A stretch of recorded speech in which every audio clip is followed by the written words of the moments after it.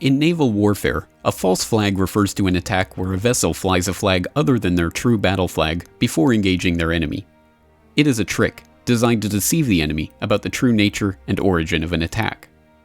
In the democratic era, where governments require at least a plausible pretext before sending their nation to war, it has been adapted as a psychological warfare tactic to deceive a government's own population into believing that an enemy nation has attacked them. In the 1780s, Swedish King Gustav III was looking for a way to unite an increasingly divided nation and raise his own falling political fortunes. Deciding that a war with Russia would be a sufficient distraction, but lacking the political authority to send the nation to war unilaterally, he arranged for the head tailor of the Swedish Opera House to sew some Russian military uniforms. Swedish troops were then dressed in the uniforms and sent to attack Sweden's own Finnish border post along the Russian border. The citizens in Stockholm, believing it to be a genuine Russian attack, were suitably outraged, and the Swedish-Russian War of 1788 to 1790 began. In 1931, Japan was looking for a pretext to invade Manchuria. On September 18th of that year, a lieutenant in the Imperial Japanese Army detonated a small amount of TNT along a Japanese-owned railway in the Manchurian city of Mukden. The act was blamed on Chinese dissidents and used to justify the occupation of Manchuria just 6 months later. When the deception was later exposed, Japan was diplomatically shunned and forced to withdraw from the League of Nations. In 1939, Heinrich Himmler masterminded a plan to convince the public that Germany was the victim of Polish aggression in order to justify the invasion of Poland. It culminated in an attack on Sender Gleiwitz, a German radio station near the Polish border, by Polish prisoners who were dressed up in Polish military uniforms, shot dead, and left at the station. The Germans then broadcast an anti-German message in Polish from the station, pretended that it had come from a Polish military unit that had attacked Sender Gleiwitz, and presented the dead bodies as evidence of the attack. Hitler invaded Poland immediately thereafter, starting World War II. In 1954, the Israelis hired a number of Egyptian Jews to plant bombs in American and British cinemas, libraries, and other civilian targets, to be blamed on the Muslim Brotherhood or other malcontents. The plan, known as the Lavon affair, was part of an effort to convince the British to retain their military presence in the occupied Suez Canal zone. Several bombings took place, but the British were ultimately forced out after Nasser nationalized the canal in 1956.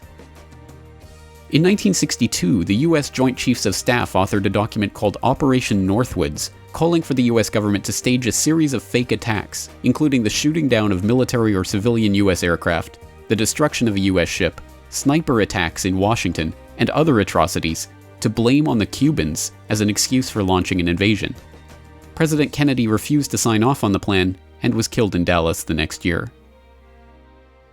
In August 1964, the USS Maddox, a U.S. destroyer on patrol in the Gulf of Tonkin, believed it had come under attack from North Vietnamese Navy torpedo boats, engaging in evasive action and returning fire. The incident led to the Gulf of Tonkin resolution, authorizing President Johnson to begin open warfare in Vietnam.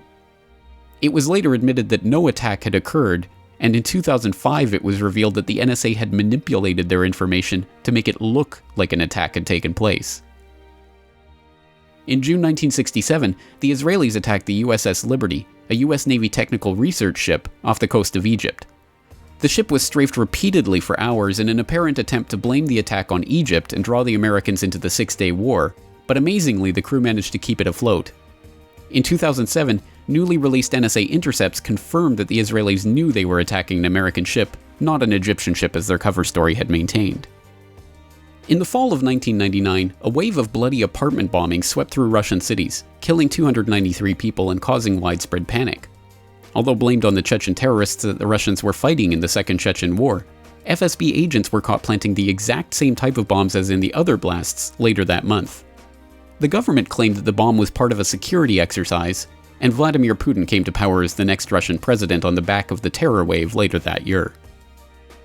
In 2001, attacks in New York and Washington were blamed on Al-Qaeda as a pretext for invading Afghanistan. In the months leading up to the event, American negotiators had warned Afghanistan's Taliban that they were interested in securing right-of-way for proposed pipeline projects, and the US would achieve this with either a carpet of gold or a carpet of bombs. The Bush administration's first major national security directive, a full-scale battle plan for the invasion of Afghanistan, including command and control, air and ground forces, and logistics, was drafted and sitting on the president's desk to be signed off on September 4th, 2001, 7 days before the 9/11 attacks. The invasion proceeded as planned in October. These are but a few of the hundreds of such incidents that have been staged over the centuries to blame political enemies for attacks that they did not commit. The tactic remains in common use today and will continue to be employed as long as populations still blindly believe whatever their governments tell them about the origins of spectacular terror incidents.